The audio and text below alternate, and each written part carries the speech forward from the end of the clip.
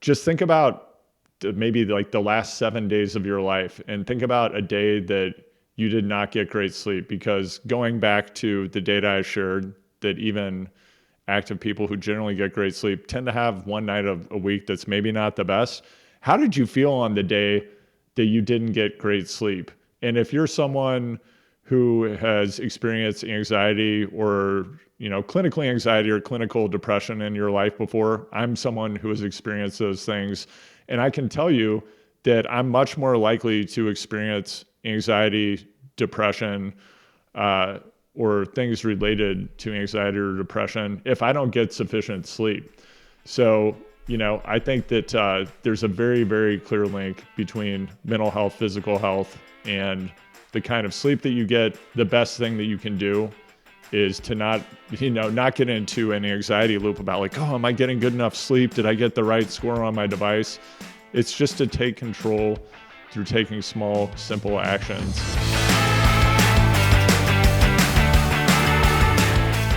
What is going on, everybody? My name is JP, and I want to welcome you here to the Stable Cyclist Podcast, where we talk about bikes, life mentality, and of course, when the occasion arises, we will always dive deep into mental health. Now, if you're watching on YouTube and you're like, this is a very different visual location than where you've been in the past, that's because it is.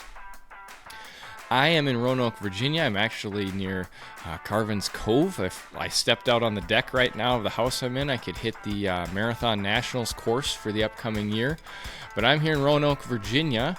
When I'm recording this, it is January 31st, and last night we hosted a in-theater screening of Mahahe Together at the Grandin Theater in Roanoke, Virginia. And it was a wildly fun evening and a huge success judged by all. Of course, Gordon Wadsworth is one of the two main characters in Mahahe Together, and this is his hometown. And so it was a lot of fun to be together last night to watch the film. Mahahe Together, of course, the film about Gordon Wadsworth and Thomas Turner going after Kelly McGelkey's course record at this year's Mahahe 100. It is the second film in the Mahahe film series, and you can find it on YouTube. And lots of good stuff there. As I said, my guest today is Andrew Vontz. He is the former executive at Strava, and he also worked with TRX for quite a while, and now he is running the Better Lab. You also might recognize Andrew's voice because he is on two separate podcasts, one his own, Choose the Hard Way, and where they talk about a lot of the similar stuff that we talk about here, which is why he and I have kind of gotten to know each other. And he also is on Beyond the Peloton. Most recently, Andrew is probably most well known for the Better Lab app, which is a sleep app that has come out with that is revolutionizing the way people approach sleep and build tools to help them sleep better. Finally, before we get Andrew in here, one more thing. If you could go on to wherever you're listening or watching and give us a thumbs up or a 5-star rating or a review. If you're on YouTube, if you could hit subscribe. If you're on the audio channels, if you could make sure you're following along, that is the best way to help the podcast get out to more people. And probably the best way of all is if you like this podcast or any of the others in the library, share it directly with someone who you think would benefit from it. Okay. That was a lot of an intro. It's time to get Andrew into the studio. Well, Andrew Vontz, welcome to the Stable Cyclist Podcast. You are a soundtrack in much of my life whether I'm walking or riding bike or just living life, and it's really awesome to have you on the show finally. Likewise, it's awesome to be here. I'm a big fan of your work. You have been up on the big screen on my Zwift setup and in my ears. Congratulations on the new film and on getting the podcast back up and running. You've had some really awesome guests, and I always look forward to hearing it. So thanks for having me. Yeah, thank you, man. Your story is interesting. You're not a pro cyclist. Some of these are my favorite guests on the podcast. I'm definitely not a pro cyclist. Yeah, that's for sure. It's all good. Yeah. But you're a guy who has lived essentially many different lives, and all of them are quite interesting from what I've learned. And we start a lot of times with a zero to hero story. That's especially what we call it if we're not talking to a pro. But a zero to hero story, and yours, really gets started in journalism. So far as I've been able to tell, unless you want to take us even further back. Oh, we're gonna go way back to the very beginning. Yeah. Yeah. Take us away, man. Yeah, it's interesting. My children are huge music fans, and specifically, currently, they love rock music. My family, we play music together a lot. The kids have a drum kit. My son has a bass, and we have a couple of guitars. You see a guitar behind me, keyboard. My wife and my kids can sing in 3-part harmony. They insist that I don't sing when they play. But we've been working through a lot of rock documentaries, and my kids are really into the Who. They're into the Beatles currently. They'd never heard U2, and like some people like U2, some don't. I'm a big U2 fan. I love the message of their music. Yep. I love the music itself. It's anthemic. It's textural. It's beautiful. It really moves me. So I turned my kids on to U2 through the film Rattle and Hum, which I probably hadn't watched it in 20 years, but we watched it in chunks the past week, and it brought me back to the U2 song, I Still Haven't Found What I'm Looking For. So as we begin my story, maybe I still haven't found what I'm looking for, JP. I don't know. But before I jump in, I definitely, in case people don't get to the end of this amazing story, and I really hope you hang with us, this is going to be a fun conversation. I'm the co-founder of a startup called The Better Lab. In my previous life, I was an executive at Strava. I helped the company grow from the early days to more than 100 million users. I helped it become a highly profitable company. I, along with another executive I met there, my good friend David Lorsch, started a company called The Better Lab. And we help people form science-backed practices to sleep better and to be consistent with those practices. If you think about somebody like LeBron James, I think a lot of people have probably read about how LeBron spends reportedly north of $1.5 million a year on his rest and recovery routine. I think people look at it and they're like, wow, he's got a hyperbaric chamber, red light therapy, Normatex, all this stuff that's super cool. The most fundamental thing LeBron's doing that you're probably not doing is he's getting great sleep, and he has the science-backed practices in place to do that. Our app is currently free. It's in the Apple App Store. Go to the Apple App Store right now, please. Download the Better Lab, and we help you build one science-backed practice at a time to improve your sleep. I have a coffee here right now. I'm going to stop drinking coffee before noon today because caffeine has a half-life of about 6 hours, and this is going to help me get better sleep. So that's one of the things I'm getting consistent with. And we recently introduced a peer-to-peer experience. So JP, you and I could track each other's journeys. I could see if you've gotten your morning sunlight today. You could see if I've gotten my coffee. Friendship is magic. It helps us stay motivated and accountable. So please go check out the Better Lab. That's my plug. And you can also go to thebetterlab.io to learn more about the Better Lab. You can DM me at HardwayPod if you want to share anything about your experience or be in touch. And because I love JP's work, if you haven't done this already, please go into Spotify or the iTunes store and hit 5 stars for JP's podcast. It's going to help more people find it. I did it this morning. Shame on me for having not done it yet, but please do that. So getting back to my story. You are a true podcast host, man. You hit all the good stuff. And in case people are worried that was just like a shameless advertisement, we're here to talk a lot about that. Oh, we're going to talk about all this stuff. Sure. Yeah, absolutely. So I'm glad that you hit it. I did a terrible job of introing you, but no, that wasn't a terrible job. Yeah, just there's something. I've spent a lot of time studying behavioral science. Very intensely the past couple of years as we work on the Better Lab. We work really closely with one of the best behavioral scientists in the world, Jen Lebrecq, on, hey, what can we do to make it as simple and frictionless as possible to do the things that they want to do consistently? In the course of doing that, I've learned a tremendous amount, building on having spent really 30 years at this point being deeply interested in high performance and behavioral science. But one of the things we know is there's a cognitive bias called the primacy recency effect. We tend to remember things at the beginning of a chunk of information and at the end. So at the beginning of a podcast, it's a good time to kind of talk about this stuff, and maybe at the end as well. But let's go back to your question. Back to your story. Man, where do you want to dig in? I want to talk about journalism. You want to talk about journalism? If All right. you're cool with that. Yeah, unless you of course. wanted to go somewhere else. No, I think journalism's a good place to start. And I will go way, way back to kind of set the foundation for why did I become interested in journalism. One of my earliest memories is when I was a little kid. My mom was a professor at a university in Kansas City where I grew up. I was sick one day, and she taught English, so she was teaching composition at the time. I got sick. She brought me into class, and I must have been like 4 or 5. I was so embarrassed, but my mom had to go to work that day. I couldn't just stay at home and be sick, so I sat in the class with all these college students.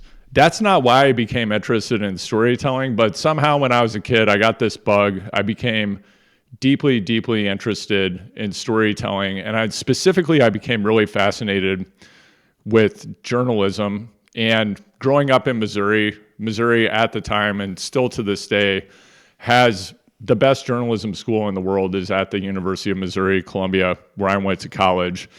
And, Ernest Hemingway worked at the Kansas City Star. And I just had this romantic idea of the power of journalism and storytelling to be transformative and to help people in a positive manner. A lot of people have different ideas about journalism and storytelling today, but when I was a young person, that was kind of my idealistic notion of how storytelling could connect people and maybe help them find a higher purpose in life. The other thing I would share is kind of part of the foundation that inspired me to move in this direction is that I grew up in a family where my parents spent a tremendous amount of time dedicating their available free time and their resources to helping people in need in our community. So that was people who were, needed food, needed clothing, needed shelter, people who were neurodivergent. Just this is way back before people even talked about this stuff. But my parents ran a food pantry. They ran a thrift store whose proceeds benefited people in need. They were very involved in a home for people who were neurodivergent, who could not care for themselves, who needed full-time care. And that was just this wasn't something that my parents were out talking to the world about. It was just, this is what we did in my family. And it was a very core to our being was why are we here on earth? We're here to help other people. And the most important thing to do is to help people who maybe have less than us or don't to be a voice of the voiceless. So journalism to me seemed like a powerful way to live that out just through a different vector. And I eventually, fast forward, I go to college. I was in journalism school at the University of Missouri for a while. And I ended up dropping out of journalism school my senior year. I became really interested in filmmaking. And I made a feature-length movie my senior year of college. Then I decided I wanted to write novels. So then I went and got an MFA in creative writing while I was at a really incredible art school in Southern California started by the Disney family called Cal Arts. I was getting my MFA in creative writing, and I started freelancing as a journalist to make money. And I actually ended up getting a job at a bike magazine called Mountain Biking that I don't know how many people have heard of that magazine. It kind of ended up becoming Decline and related titles later in its life. So I ended up working there and then spent a short amount of time there. And then for about a decade, I was a freelance journalist.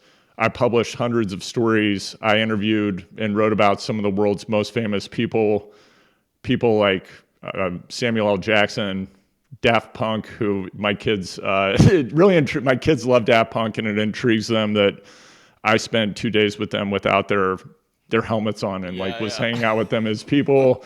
We also hung out with Steve Aoki, and then we went and met up with Kanye West in LA for a photo shoot because he had done a collaboration with Daft Punk. This was pre Kanye having, extreme mental health challenges and saying a lot of really repugnant, horrible things. Yeah.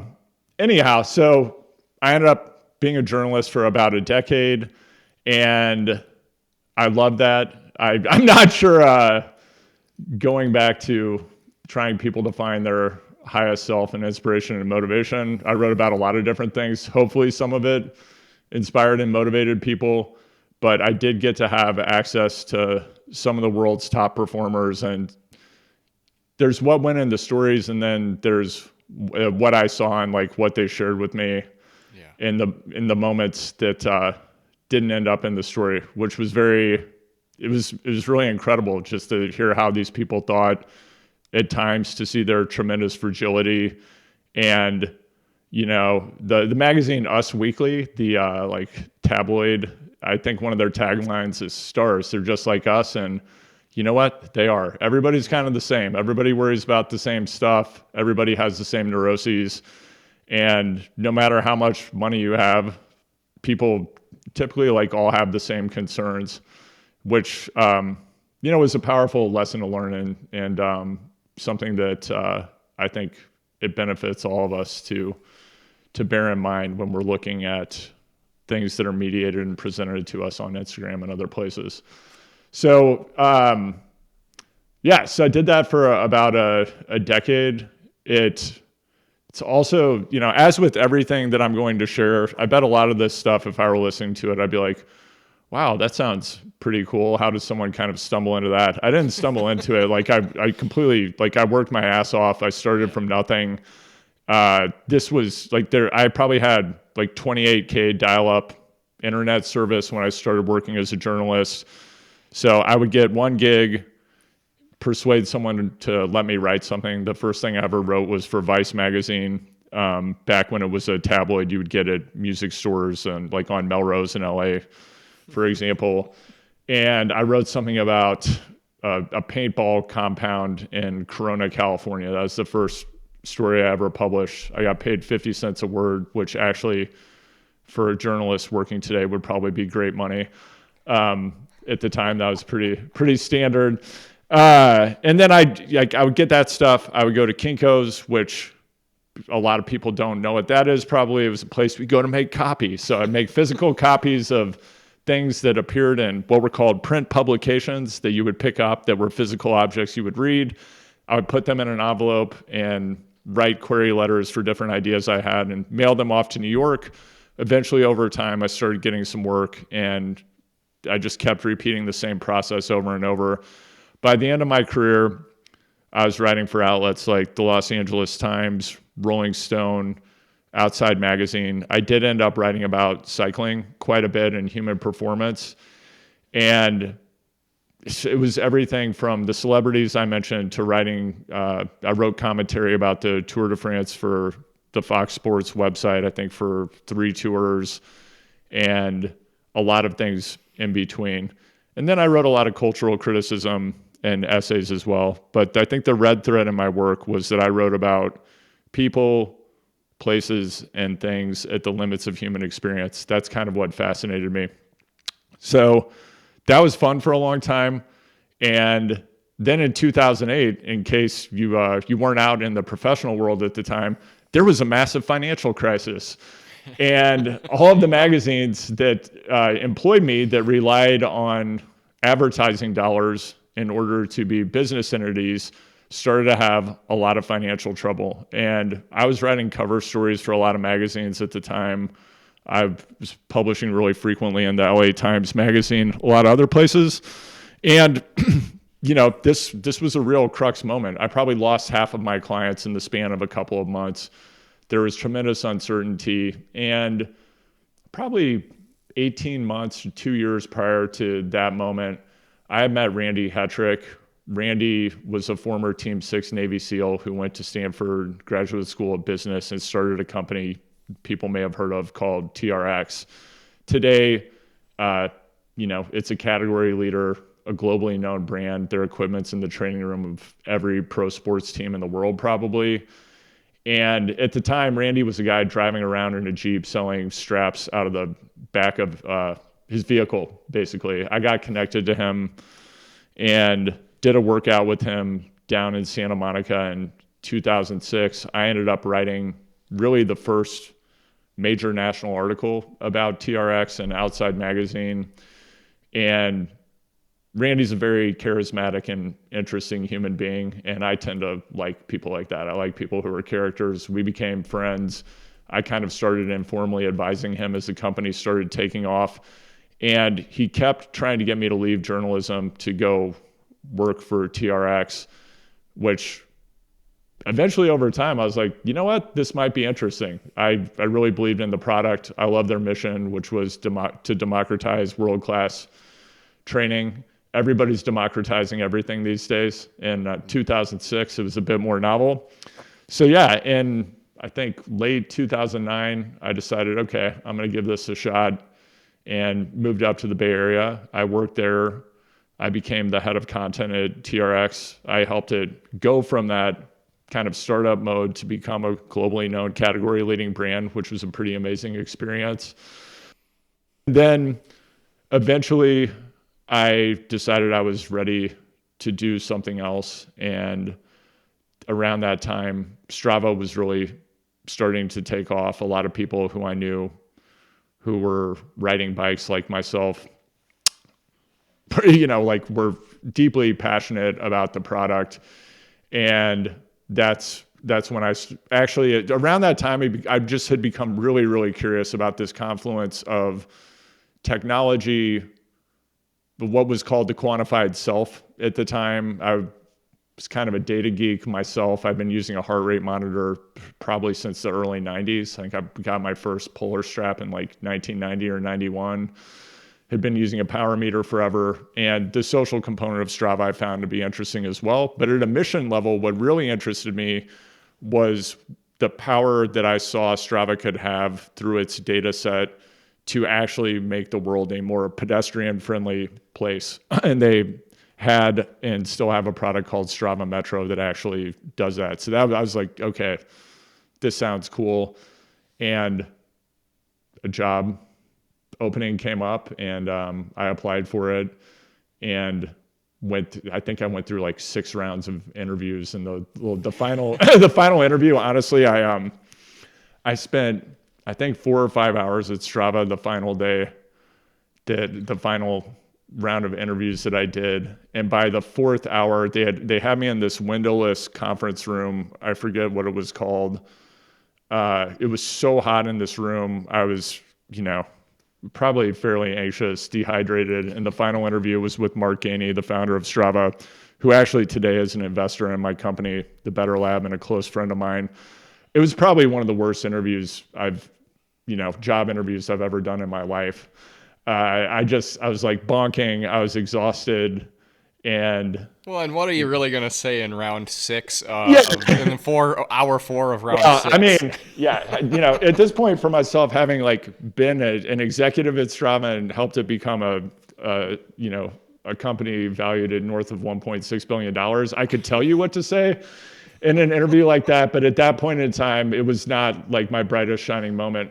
I think, JP, just given the content of your show and the topics you like to get into, there's something like I actually haven't shared about this transition from TRX to Strava before that might be valuable for your listeners. So as all this stuff was going on, I had made the decision I wanted to find something new to do, and I wanted to, Strava really was like a pretty ideal company given my interests at the time. What was going on in my personal life was that my wife, who was then my girlfriend, we got pregnant unexpectedly. We were being responsible and using birth control in case anyone has any judgment. So we had no reason to think we were suddenly going to become pregnant. We became pregnant during the interview process.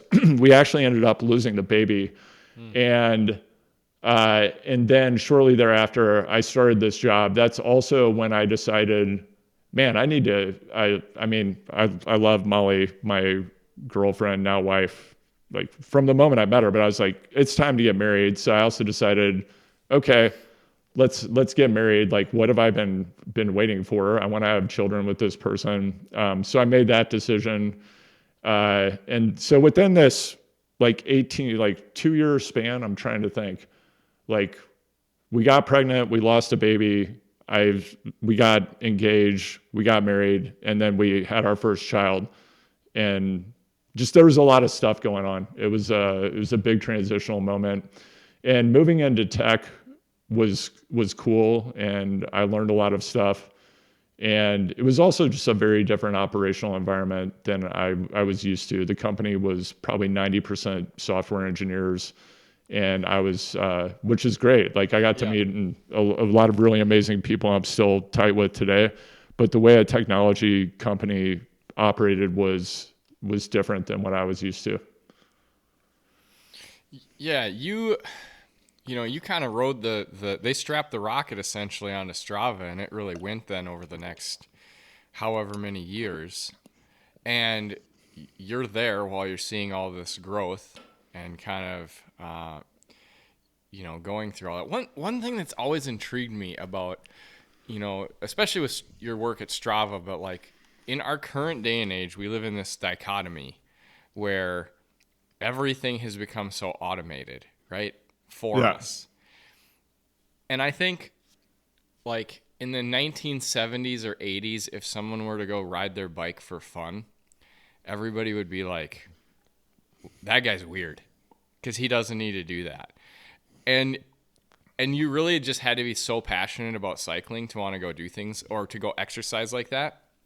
And now we kind of are in this age where everything is so automated that we have to exercise because all these things that we used to do on our own are done for us now, whether it's getting our own food or, cutting wood to heat our homes or all these things. And you essentially with the Better Lab, you're trying to people are like, well, it's still an app. And yet as I have been using it, I'm like, this has actually gotten me off my phone more and it's gotten me more towards healthy living. And how have you tried to kind of navigate that dichotomy of our current world that has automated everything? Yeah, completely. And created this need for more exercise and more like now it has to be normal that we go work out for an hour a day. Yeah, I mean, the sad reality is that for a lot of people, just getting off the couch and putting down the Doritos and going to do something is still incredibly challenging. And I think the circles that you and I probably move in and the people that we've decided to be around, being an active person is pretty fundamental to who they are from an identity point of view, from a relational health point of view. That's where their community is. And so, the reality is that people keep people active, people keep people healthy. There's a lot of research into this. Just health and wellness is like an idea virus spreading among people. It's the same thing as people who make the choice to, like if people are at a party or they hang out with people who drink alcohol frequently, for example, they're going to be more likely to consume more alcohol. And that's, within reason, that's totally fine. I don't have a judgment of that. Yeah. I think the same can be said of, people who are involved in endurance sports. And that's part of why run clubs have proliferated, and products like Strava, like the magic of Strava is just that. It's that people keep people active.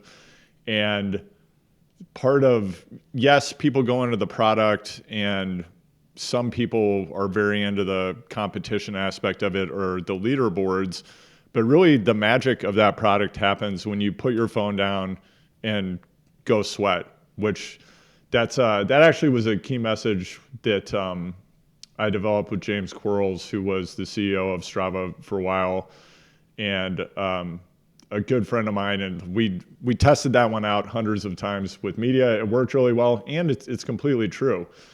Now with the Better Lab, I think part of what we discovered in our research into rest and recovery, because over time the direction we're headed with the Better Lab is to help people build a rest and recovery routine that's consistent, that's stable, that's fun. It's relatively easy to do, and it's even better when you do it with other people, or you're sharing what you're doing with your friends. And the reality is, you can't just look at recovery or sleep data or a sleep score on your Whoop or your Oura Ring or your watch and have it magically make you do the things that actually improve your rest and recovery. And I've thought about this a lot. I think the technology today and in the future is going in two directions. One is fully immersive, and us putting on like an Apple Vision Pro or Oculus and being fully immersed into this world where we truly, like, we're pretty much in the Matrix. It's a virtual reality. I'm exaggerating a bit, but probably not too far off. We're more or less disembodied, and we're letting data dashboards and all of these sensors tell us how to think, feel, and act all the time. I think what's happened at this moment in history is people are more addicted to their phones than ever before. And I think when it comes to rest and recovery products, what people have noticed is, like, number one, if you talk to sleep scientists, they'll tell you the sleep score that you're getting from a Whoop or an Oura Ring or a Garmin watch, that's something that they're just making up. They control the algorithm. They're not telling you how they do it.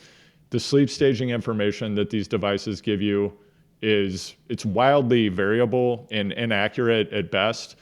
And sleep scientists will also tell you that what they regard as the gold standard is how you perceive and rate your own sleep. So how JP rates his sleep on a 1 to 10 scale last night, that's actually what they regard as the gold standard metric and the truth. In fact, my co-founder, David Lorsch, recently published an article. You can find it on thebetterlab.io. He wore a Whoop, an Oura Ring, and a Garmin device for a 2-week period, and he charted all of the data, the recovery scores, the sleep staging information, the sleep duration information, and he has all of it there. You can see what it shows. They're not directionally consistent, actually, and you get wildly different information from each device, even including actually like total sleep time, which that surprised us because we thought that generally that was a pretty accurate metric, but it turns out there's some variability there as well. So there's this, like, people getting stuck in this data doom loop, having devices and data tell them, like, information that candidly, it just makes people more anxious. And the more anxious you are about how you're going to sleep, the worse your sleep can be. On the other hand, I think that there are what I would call essential technologies that heighten what's called interoception. So interoception is your sense of what's happening inside of your body and mind.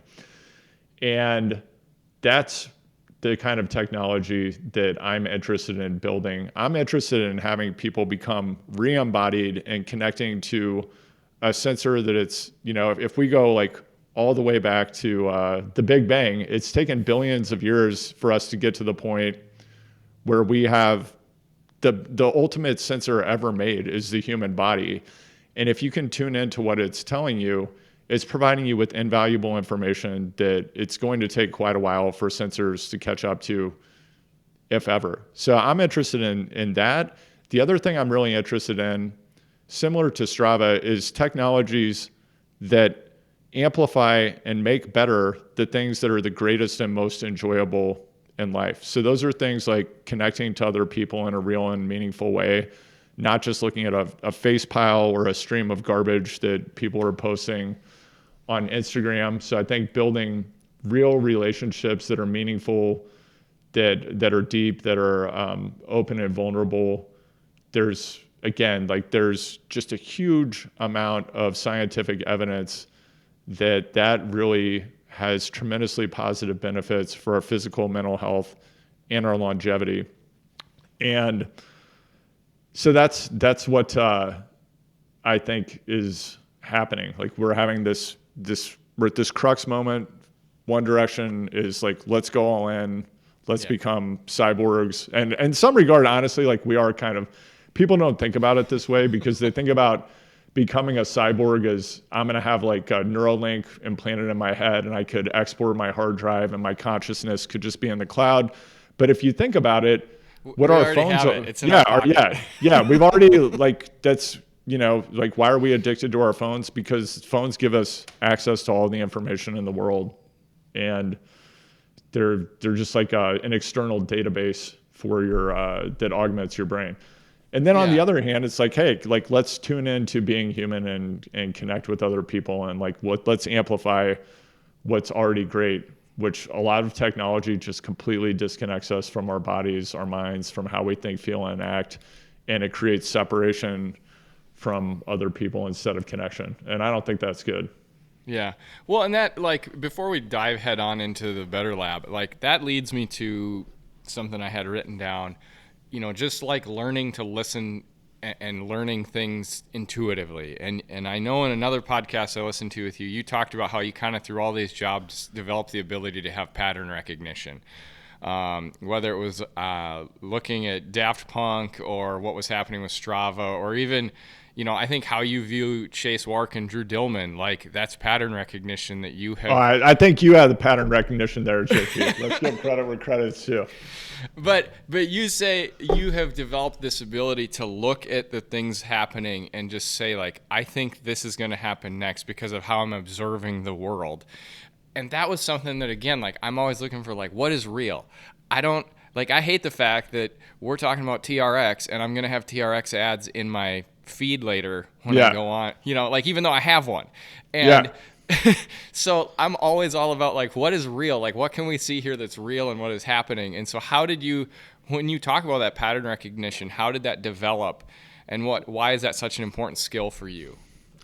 Yeah, I think that's a great question. I think that pattern recognition is something that anyone can have the capacity to develop, and we're all going to have different levels of proficiency with pattern recognition, probably depending on, I think it's like a nature and nurture thing, but the nurture component is what we can control, and it's something everyone can cultivate. I haven't mentioned this yet, but I'm deeply interested in Zen Buddhism, and I'm a Zen practitioner. I'm a member of a Zen community here in Hope, Maine, where I live, called the True Heart Sangha, and we practice in the tradition of Thich Nhat Hanh, who was a Vietnamese monk who kind of pioneered engaged Buddhism, which was the idea of applying mindfulness in the world for the purpose of ending suffering of all people, and not having it just be something happening in a monastery or within sanghas and not going out in the world. I think that, and I've had a very long interest in meditation. I've been an itinerant meditation practitioner for probably 25 plus years at this point. Being a member of a community for me and has made me go deeper into my relationship with Zen and with mindfulness. And what mindfulness is about is it's really becoming aware of three key things. It's the impermanent nature of life, of the fundamental reality that suffering exists and we'll all experience it, and the reality that it seems like we are embodied selves, like as we're having this conversation, but actually we don't have selves. So there's actually no boundary between our consciousness, the consciousness of other people, and the interconnection of all things. So that might sound kind of far out as a response to a question about pattern recognition, but part of what we all do when we work to cultivate mindfulness. So like when I go on my walking meditation every morning, or when I sit in meditation with my Sangha, I'm not trying to get any outcome. All I'm trying to do is to be present to the reality of what's happening, and without any judgment about what's happening. And if something arises, all I'm trying to do is be aware that something is arising. Like I'm talking to JP right now. I'm aware we're talking. As you're talking to me, I'm trying to listen deeply, which is another really key component of being a Buddhist or a Zen practitioner, is the practice of deep listening without judgment or without even necessarily ever formulating a response. Like I know that we're doing that within the context of this conversation. It's the way podcasts work. And it's something I try to do is to truly deeply listen to what people have to say. In the course of doing that, I think in the background, you start to see certain things happening. And when you apply the same practice to things you see happening, within the context of your friend group, and you go out in concentric circles until you're getting out into the entire world, you just start to see that there are certain currents of thought that are happening, similar to what we just discussed around this bifurcation that's happening in technology. And anyone can access the ability to start to see these patterns. And then once you start to see the patterns, I think that gives you the ability to move in a lot of different directions. And, at the outset of my career, I was like, oh, I want to be a filmmaker. Then it was, I want to be a novelist. I wrote a novel that I got an agent and all this stuff. It didn't get published. So that's fine. That's in a drawer. Maybe I'll do something with it one day. And then I became a journalist. And I've talked a bit on my podcast, Choose the Hard Way. Even at the outset, I kind of had this thesis of what I thought I was doing. And I had a perception of my own story and where I had been and some of the things that had happened. Just as for example, there was a point in my career as a journalist, like 2005 was a big year. If I'm going to be Uncle Rico here from Napoleon Dynamite, like get the football out and try to throw it over the mountain. I was doing just stories. Like when I look back at I happen to have a digital camera at that time, but like when I go through the feed from 2004, 2005, the stuff I was getting to do was like totally nuts. The celebrities that I was writing stories about, the different experiences I was having. And I also developed kind of like a reality TV pilot at that time, shot that pilot, did actually a cycling-oriented TV pilot with my really good friend, Eric Matthews, who was a notable producer in Los Angeles. I've had him on Choose the Hard Way to talk about that experience. But I think at the time, when those things didn't go the way I wanted and they didn't work out, I had this sense of failure, which is not true. Like that's not right view. That's not how I think about it now. It just whatever. Like there's impermanence. Some things go a certain way, some things don't. And going through that experience and what I did as a journalist, it just gave me these skills and ability as a storyteller, as someone who recognized patterns. And then what I realized over time is like, whoa, there are a lot of different ways you can apply this skill set. And in a sense, to me, it's actually, I'm probably biased because I feel like this is what I'm world class at, but I feel like it's like the ultimate ability to have is to recognize patterns and then to do something and take action with that information that front runs where culture, business, or society are moving, because that gives you the opportunity to create exponential outcomes, whether that's creating positive impact for people and helping them or creating a tremendous business opportunity. So that's kind of how I think about that pattern recognition. Yeah. And a lot of what you're describing, I feel like it's just like it gets back to simply, even like the religious piece aside, like it's observation and listening. And yeah, absolutely. We suck as a society at doing that. Yeah. If you go to a party or if you go, like we're recording this on the 31st of January. Last night we had a film premiere in Roanoke, Virginia. And we had a huge gathering beforehand at a huge bicycle shop. And like I didn't know anybody, so I just sit back in the room with Nick Ibarra, the Mahahe race director, and we just kind of talked. But it's funny watching people, how so few people know how to just like chill out and listen to each other, and everybody's always wanting to jump in and say things, and it's a skill that you have to practice and you have to get better at, and it's hard. Even when you're introverted, it's hard because we feel so insecure, especially in social settings, to just sit back and observe. And that's when you start to see a lot of that stuff. But Yeah. Well, just so sorry if you don't mind. I'd love to Yeah. riff on that for a minute, because I think listening is underrated. We live in a culture that seems to only reward people constantly creating content about themselves, talking about themselves, being self-oriented.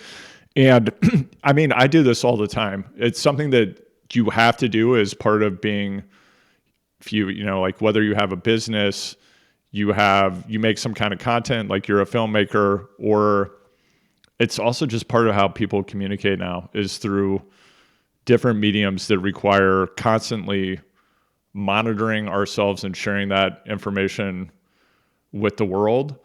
And again, like it's a double-edged sword.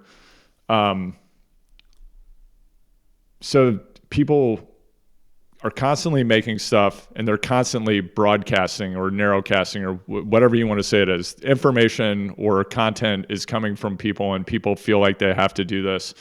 Something that seems to have been really lost, and that I don't think culture currently places tremendous value on, and I think that this will shift, and I think it is a mistake, is listening itself. And for me, going from, my introduction to Zen and Buddhism actually came from my mom, who's an incredible and learned person. And as I mentioned, both of my parents I grew up Catholic. My parents were heavily involved in the Catholic community.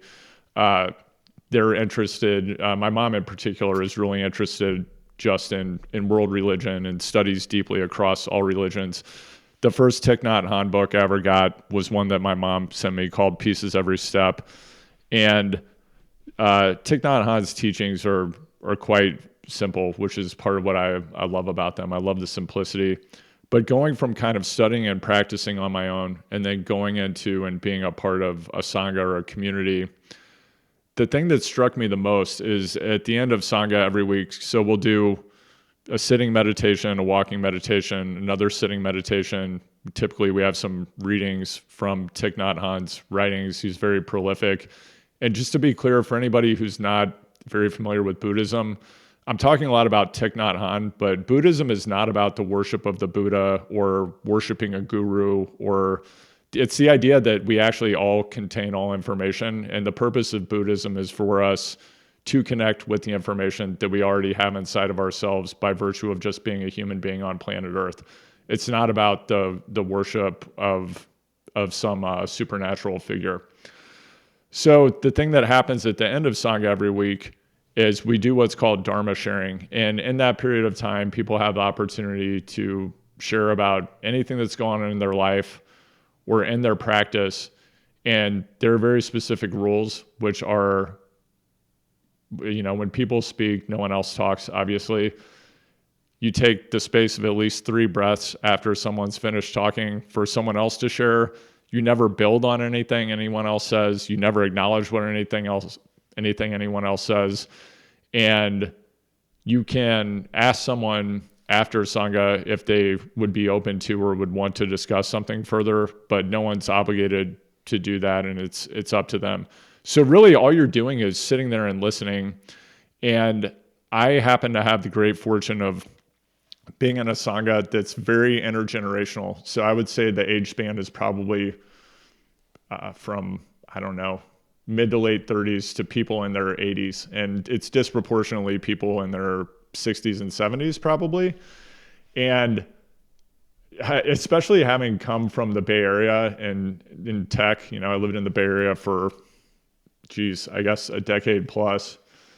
And just being around people in generally a very narrow band of ages who generally, it was a real monoculture. People tended to think and about most things, culture, politics, technology in the same manner, and in a manner that was fairly similar, to now be in an environment with people with radically different life experiences, this huge span of ages.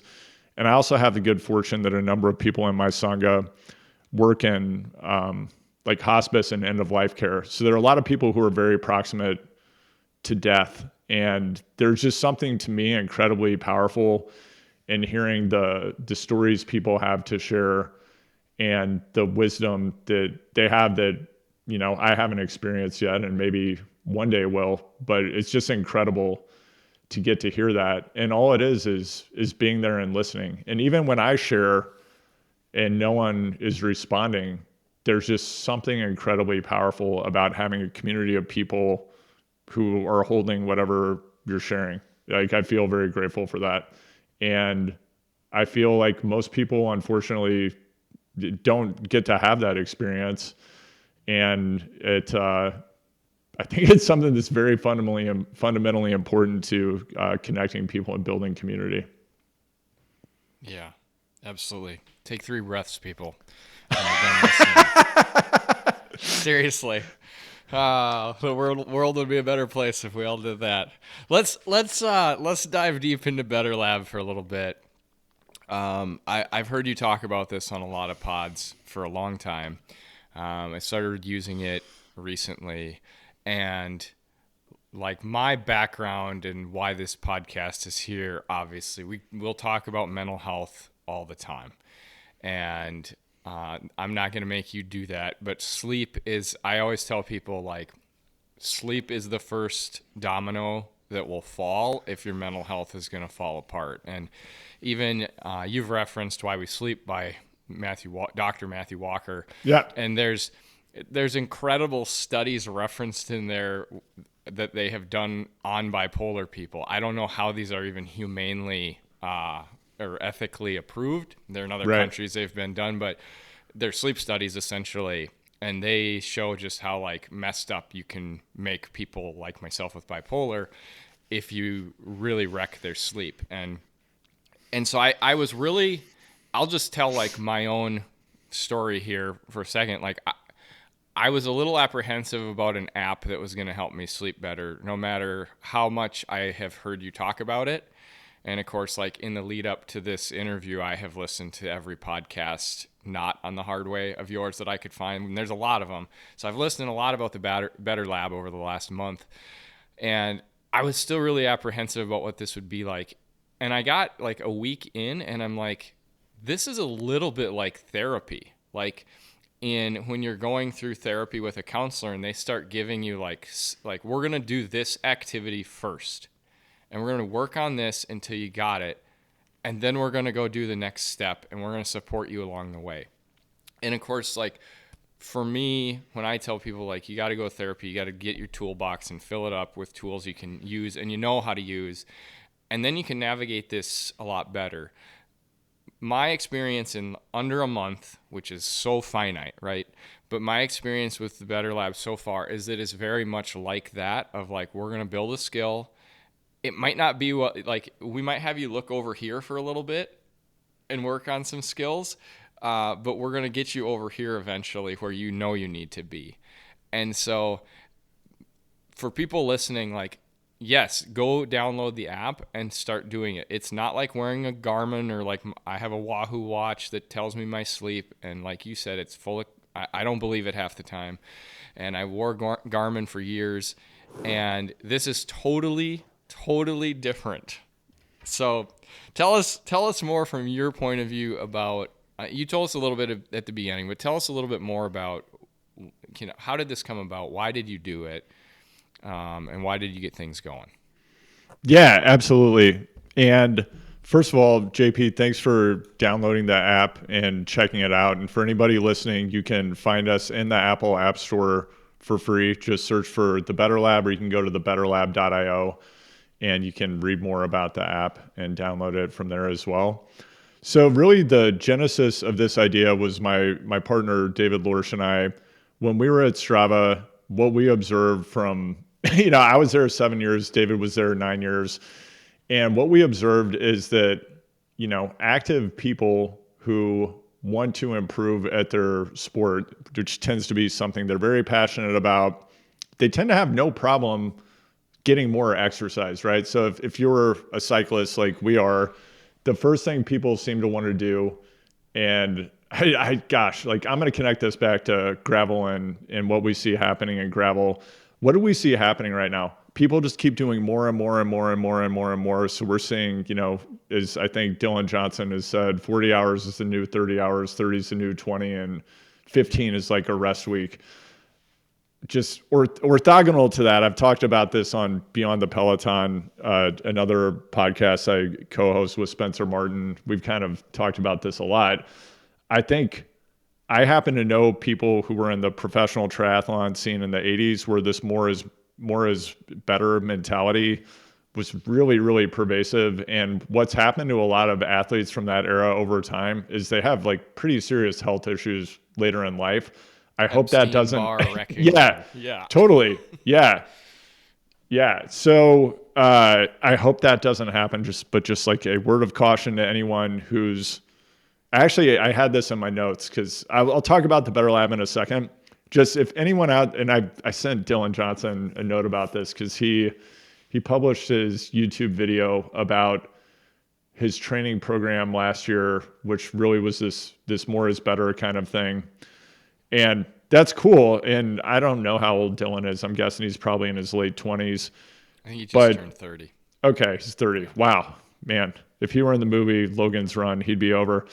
The thing is, like most people who are consuming Dylan Johnson's content are probably like me. They're middle-aged people. You go to a gravel race, what do you see? You see people in their 40s, 50s, and 60s. Most of them have a full-time job. I bet a lot of them have families. I bet they experience a huge amount of stress, like outside of what am I going to do for my workout today? And they could not and should not train like a professional athlete. And in particular, they definitely shouldn't be going out and training for 30 or 40 hours a week because your body metabolizes all stress the same. And what it does is it elevates your cortisol, which is one of the main hormonal byproducts of doing a massive amount of endurance sport training. Anyway, I just would say if you're a master's athlete, watch all this stuff that professional athletes are doing with a grain of salt. Going back to the Better Lab, what David and I observed was if you want to be better at running, cycling, triathlon, you can go out, you can get a coach, you can get an AI training tool, and you can get better at that with a very prescriptive path. When it comes to everything else, like you talk to these same athletes, like, maybe they can, they can go do Unbound or they can run a marathon, but they probably can't touch their toes. They tend to be quite stressed out. They don't have a tremendous amount of mindfulness or maybe not as much as they would like to have. Their nutrition, it's maybe not dialed. And when it comes to sleep, the reality is that the vast majority of people, even people who don't have chronic insomnia is defined as getting 3 or more nights a week when you have a problem falling asleep, staying asleep, or you wake up too early and don't have enough total sleep for 3 or more months.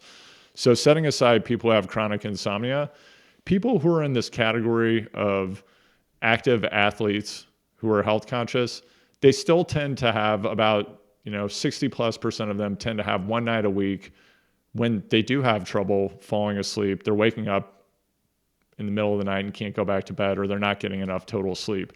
If you think about that over the course of a lifetime, or even the course of training for an event, if 1 out of 7 nights you get bad sleep, you have a pretty significant performance disadvantage. And people will go out and, they'll get 36 centimeter bars, they'll buy $5,000 wheels. But it's like, what actually will make you faster than anything is if you just go to bed and stay asleep for 8+ hours a night. So David and I saw, okay, how are people trying to solve this problem? They tend to use wearables, or they go and listen to every Huberman Lab podcast ever made. They read the Peter Attia book, and it all goes in one ear and out the other. And they hear stuff like, if you get 10 minutes of morning sunlight after you wake up, ideally before 9 a.m., it's one of the very best things you can do to anchor your circadian rhythms and to go to bed at the right time and wake up at the right time. Even people listening to this, I bet there's some people rolling their eyes who are like, yeah, I know that. My question for you is, are you doing that 100% of the time? Do you go out and get 10 minutes of morning sunlight every day? And again, most of these people who are in this category, they have a lot of responsibilities. And if they want to do something like that's is really relatively simple, like getting 10 minutes of morning sunlight without sunglasses on outside every day, you need to do a little bit of planning. So what we've done is we worked with some of the world's top experts in sleep science. Dr. Eddie Ben-Simone is our sleep science advisor. She actually runs the sleep science lab at UC Berkeley, which is where Dr. Matt Walker, the author of Why We Sleep, is. And she's a close collaborator of Dr. Walker, co-author on many of his biggest papers. We pre-curated not everything in the entire world you could do to improve your sleep, just the stuff that's the very best, highest leverage, highest impact, that's relatively frictionless to do. And then we worked with top behavioral scientists and high performance practitioners. I mentioned Dr. Jen Lebrecht. We also worked very closely with Dara Harris, who was a psychiatrist early in her career, and then she moved into working in high performance. She was at the Toronto Blue Jays for a number of years on their high performance team, and has worked with a lot of populations in special warfare, Cirque du Soleil, all kinds of people who are the world's best performers, and currently actually works for Landis, which is a farming co-op in Iowa with 7,000 members, working on helping them optimize their health and performance. You're probably aware of this, JP, but a lot of people aren't.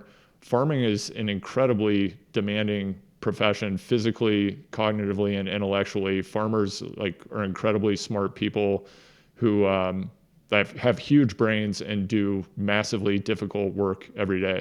So Dara helps them with that important work. So we took all of this information, and what we did is we developed a proprietary method to guide people to get to the best recommendation quickly based on, what are you doing today? What time do you have available? We help you find the right thing to start with. We help you get consistent at it. We use SMS check-ins and motivation to help you to get out and do the thing every day, and then to go into the app.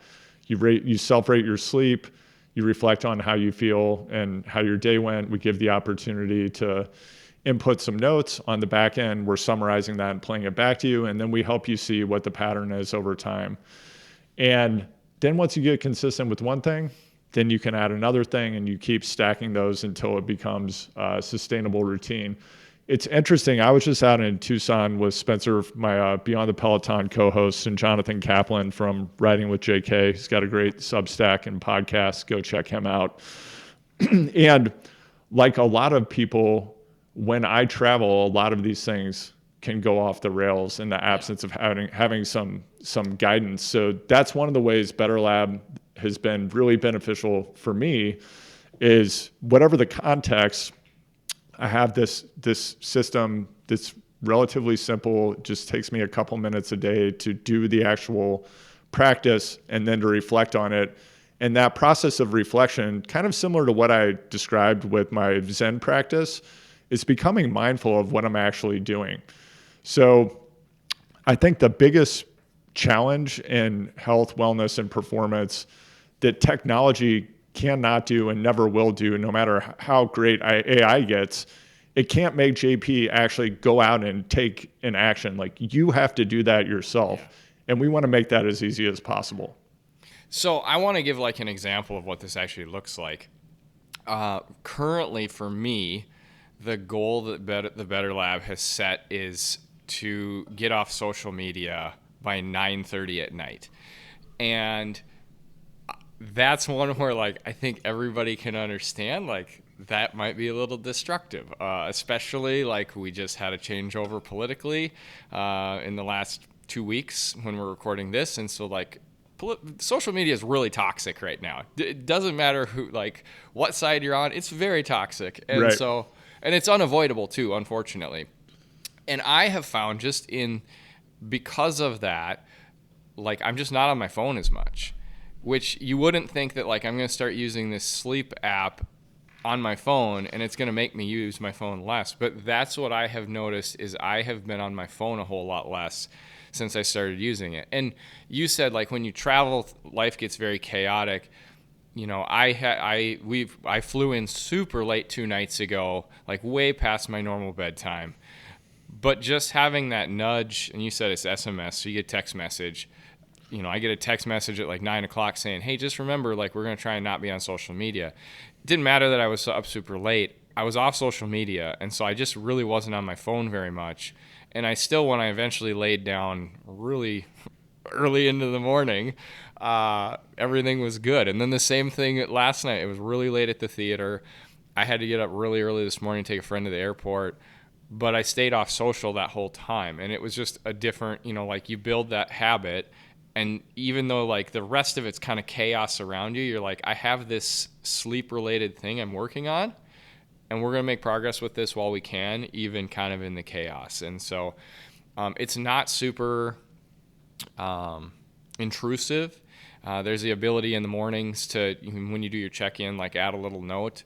And there's an AI component to it because it interacts with you a little bit. But like both days I've written like, I'm traveling right now, and like getting to bed on time is not a thing, but I've been successful with this. And the AI responses are like very helpful as well. So it's not hard to use, and it's not scary or like intimidating. And I found it's been really effective at just getting me to shut things down and be present. So that's awesome. I'm glad to hear you're having a good experience. And what we've heard from people in general, just looking at the data, is that on the days that people who have the Better Lab are doing their practice, so for you, JP, it would be on days that you're stopping social media versus days, you might have some days when you don't.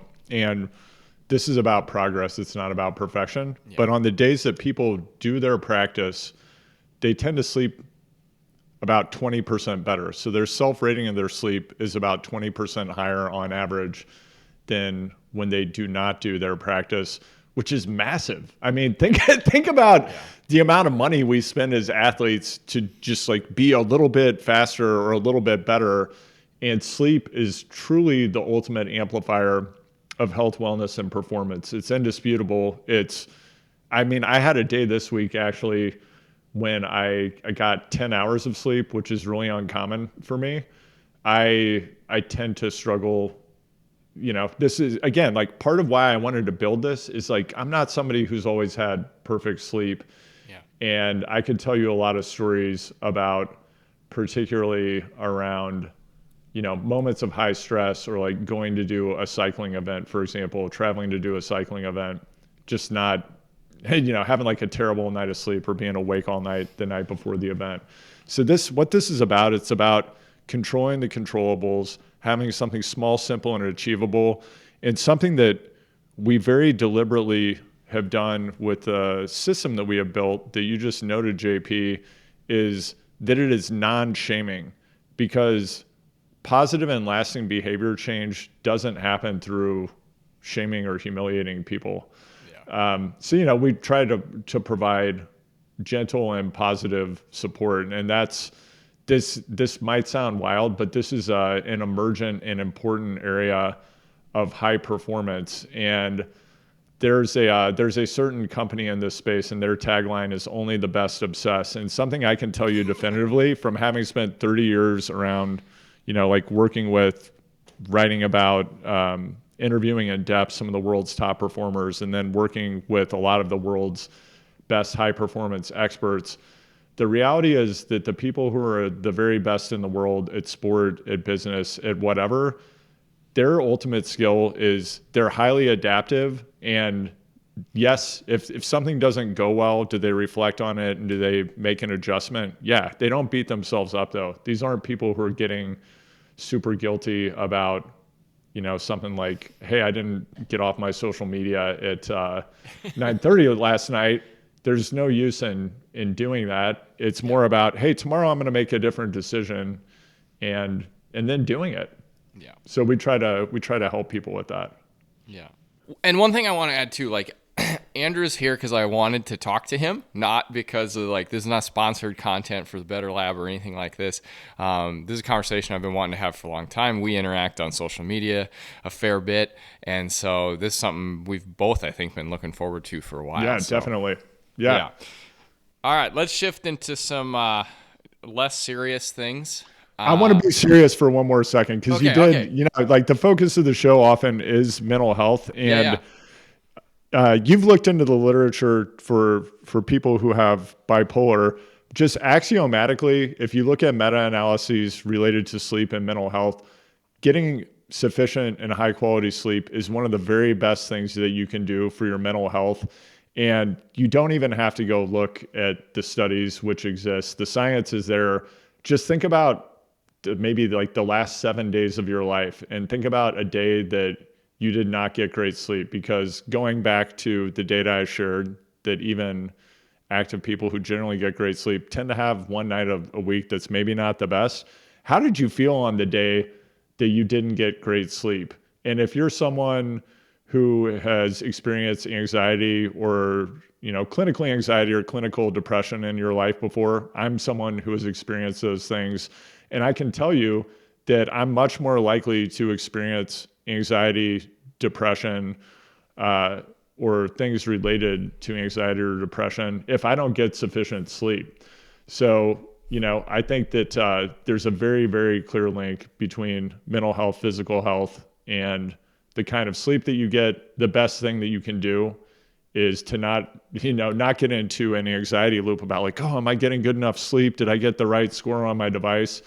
It's just to take control through taking small, simple actions. And that's something, again, I'm very passionate, and I believe my life's purpose is to help people suffer less and enjoy life more. And I think that getting good sleep is one of the ways that you can do that. And, whether you want to show up for your family and your children, which is something I'm very passionate about. And again, if I haven't gotten sufficient sleep, I'm not, I don't necessarily have the level of patience, and I don't necessarily show up the way I want to for my children. And that's not cool, So I think that it's incumbent upon me to try to do everything that I can to get great sleep.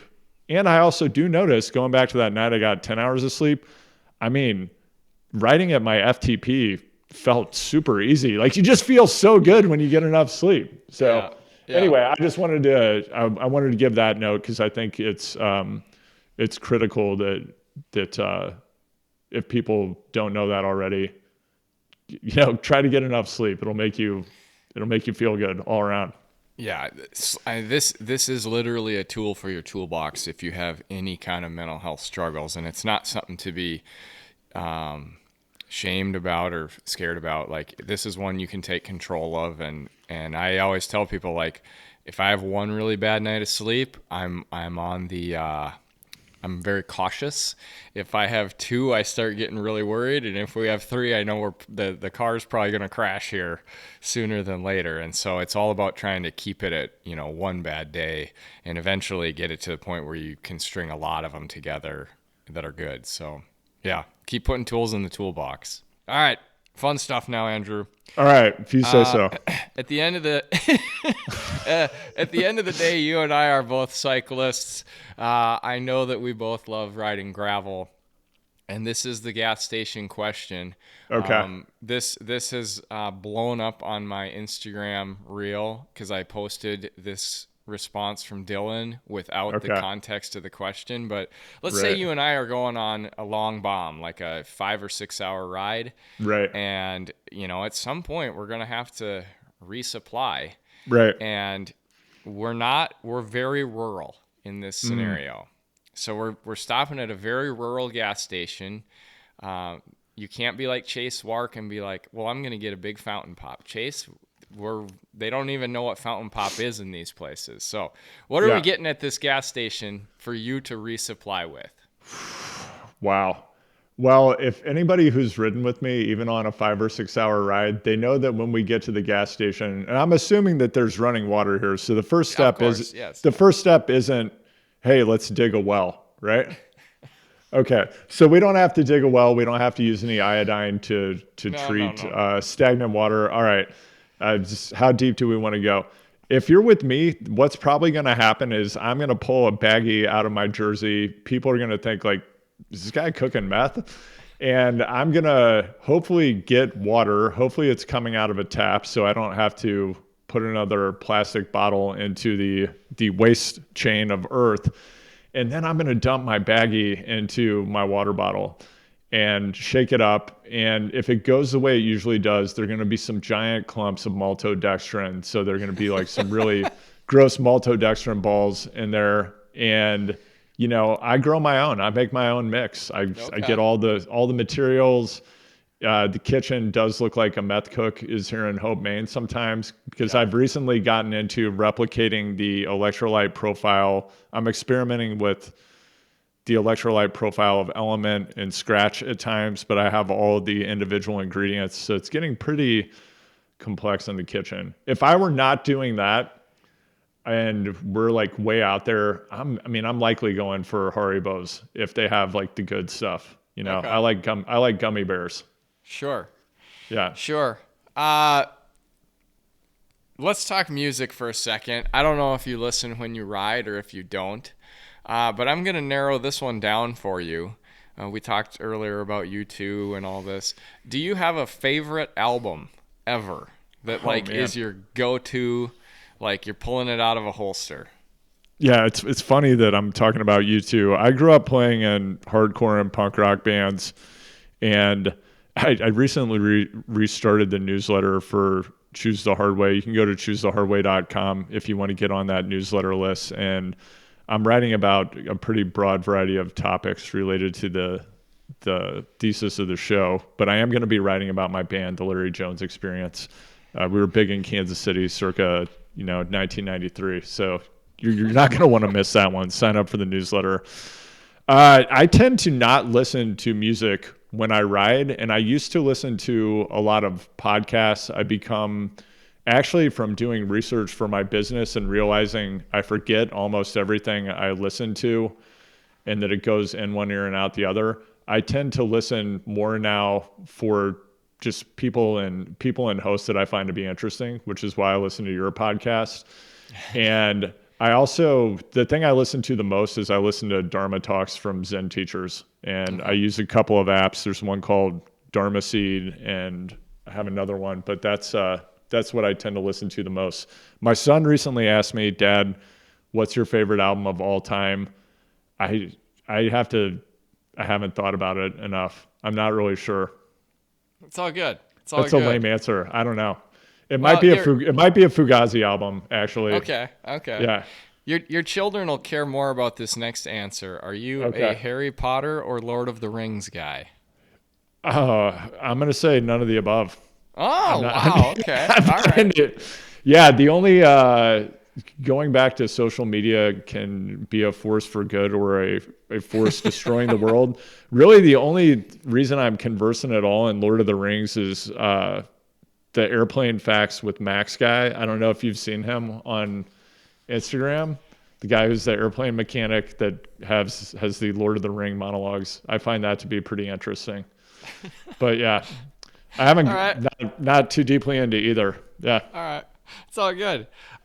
So the next one, back to bike racing. What is a race that everyone should go do? And then what is a race that you want to go and do that you haven't? Yeah, I think a race, they don't characterize these events as races. We have a local series here called the Maine Gravel Series, which is a euphemism at best. Gravel in Maine it's more for people familiar with the rule of three, or what's the one in Iowa? Pick four. I don't remember what Core it's called. four. Yeah. Yeah. Yeah, it's more like that. So, Okay. but these events, at times I've been riding in grass that's like up to my armpits on rocks the size of a small child. There's a lot of interesting terrain. So I think coming and doing one of these events is something everybody should do that few have. And an event that I would like to do, I'm not sure. The next thing, I'm not that into all the hoopla and like just the tension and anxiety around racing anymore. So I'm more trying to just kind of pick adventures that I want to go do.